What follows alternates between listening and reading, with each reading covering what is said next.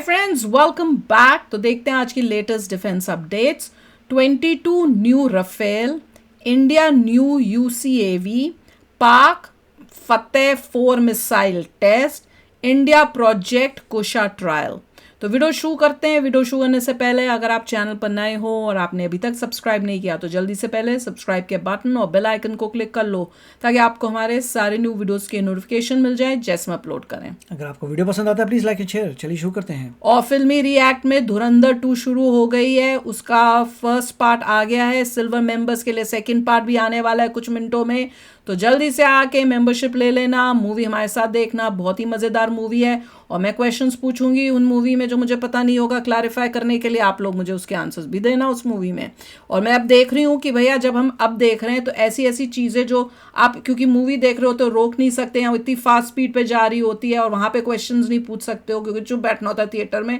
अब इतनी क्लोजली जब हम देख रहे हैं ना तो ऐसी ऐसी चीज़ें देखने को मिल रही। कईयों में तो मैंने आंखें बंद कर ली थी, वो अब देख रही हूँ ना तो ओ माय गॉड, मैं कहते अच्छा ये हुआ था, ओ ये हो रहा है। बहुत मजा आ रहा है। तो चलो यार शुरू करते हैं आज का वीडियो। जय हिंद डिफेंस लवर्स। आज की टॉप हेडलाइंस कुछ इस प्रकार है। 22 रफाल डायरेक्टली भारत फ्रांस से लेगा। भारतीय नौसेना के लिए unmanned mine counter measure vessel supply करने के लिए एलएनटी ने फ्रेंच फर्म के साथ करी पार्टनरशिप। भारत का काल भैरव कॉम्बैट ड्रोन मैन्युफैक्चर होगा। वाह, नाम देखो, काल भैरव यूरोप में। यूरोप में उसके पास इंडियन फ्लैग वेसल पर ड्रोन से हमला। और प्रोजेक्ट कुशा अपने यही मैं वो न्यूज़ बोल पहले कंट्रोल फायरिंग ट्रायल्स के लिए तैयार। और पता नहीं कौन ब्रेन वॉश कर रहे हैं इंडियंस को। एक कमेंट आया इससे रिलेटेड, ये हो सकता है यूएसए ने, जरूरी नहीं ईरान ने किया हो इस पे फायर, हो सकता है यूएसए ने किया हो। मैंने कहा हे भगवान, किन किन किन लोगों की वीडियो सुन के आप लोगों के दिमाग में ईरान के साथ या उनके साथ हमदर्दी जो होती है वो कैसे जनरेट होती है समझ नहीं आ रहा। फिर भैया ब्लॉकेड तो यूएसए ने की है। मैंने कहा लो एक और कमेंट। अब ऐसे कमेंट्स का कौन जवाब दे भैया कि ब्लॉकेड किसने किसके लिए की, क्यों की। अब ये भी हम समझाएं, जो इतने बड़े बड़े आपके इंडिया के टीचर्स हैं सो कॉल्ड, उनको बोलो ना क्लैरिफाई करें, फैक्ट बेस दें। ट्रंप और यूएसए को छोड़ के कुछ नॉलेज एक्चुअल दे दें तो भला हो जाए सबका।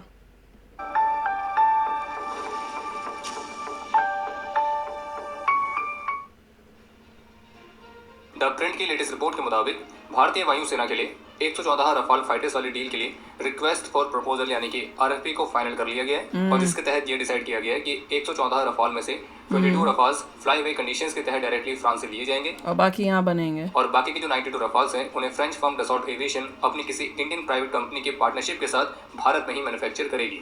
बाकी जो आरएफपी है तो ब्यूरोक्रेटिक प्रोसेस के फाइनल स्टेजेस में है और इसे जल्द ही जारी किया जाएगा। और फिर आरएफपी के जारी होने के बाद जो फ्रेंच साइड है वो अपनी बिड सबमिट करेगा और फिर भारतीय रक्षा मंत्रालय प्राइस और कॉन्ट्रैक्ट निगोशिएशन कमेटी को बनाएगी ताकि आगे के प्रोसेस को एडवांस किया जा सके।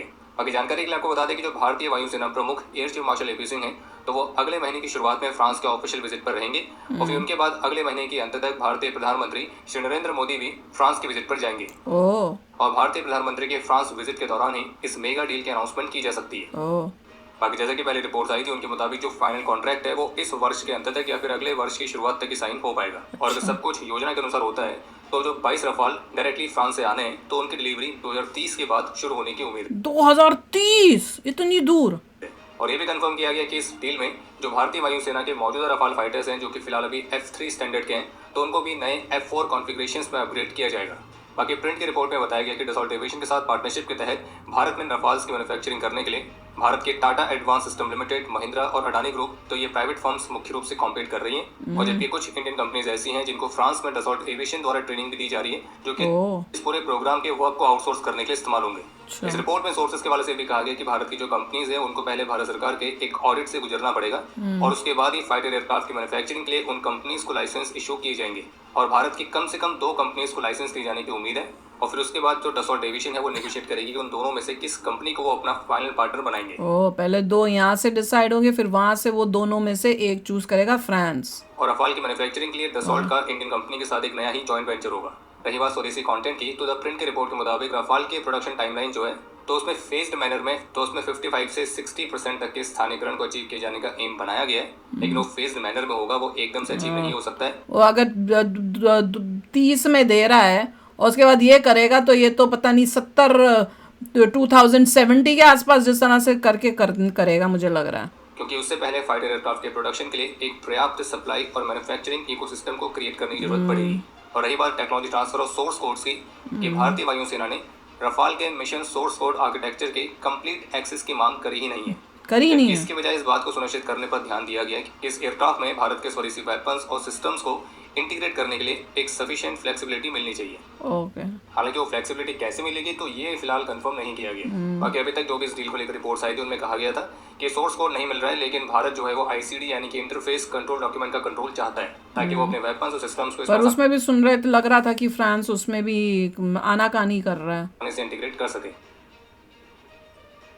एल&टी ने फ्रेंच फर्म एक्सेल टेक्नोलॉजीज के साथ एक महत्वपूर्ण कोलैबोरेशन किया है, और जिसमें वे संयुक्त रूप से मिलकर भारतीय नौसेना के लिए उनके mine countermeasure vessels programme के तहत एक advanced unmanned mine countermeasure system deliver करेंगे, जो कि एक फुली ऑटोनॉमस और रिमोटली ऑपरेटेड हमने सुना है सिस्टम होगा, और जिसकी मदद से एक सेफ डिस्टेंस पर रहते हुए नेवल माइंस को डिटेक्ट, क्लासिफाई, आइडेंटिफाई और न्यूट्रलाइज किया जा सकेगा। वाओ, ये देखो, और भारतीय नौसेना का जो प्रोग्राम है ऐसे रोबोट्स टाइप जाएंगे, इसमें 12 माइन काउंटर मेजर वेसल्स की रिक्वायरमेंट है, और एल&टी और फ्रेंच फर्म के इस पार्टनरशिप में जो एल&टी है वो प्राइम कॉन्ट्रैक्टर रहेगी, जबकि फ्रेंच फर्म इसी तरह से यूएसए भी तो भेज रहा है। ये जो स्टेट ऑफ हॉर्मुज में उसने माइंस जो डाले थे, वो इसी तरीके से ही तो माइंस को दे के उनको कर रहा है। टेक्नोलॉजी पार्टनर के तौर पर इसमें सर्व करेगी। और जानकारी के लिए आपको बता दें कि वर्तमान समय में भारतीय नौसेना के पास माइन स्वीपर वेसल्स की बहुत ही भारी कमी है, और अभी हमारे पास एक भी माइन काउंटर मेजर वेसल नहीं है। एक भी नहीं था इंडिया के पास। अब पता चल रहा है ना क्यों, क्या कर सकते हैं कोई, तो उसके लिए भी रेडी हो। नेवल माइंस होती हैं वो कितना बड़ा खतरा पैदा कर सकती हैं, तो अभी हाल ही में स्टेट ऑफ हॉर्मुज वो एक कॉन्फ्लिक्ट पर हर किसी ने देखा ही है। बाकी एल&टी और फ्रेंच फर्म की जो पार्टनरशिप है,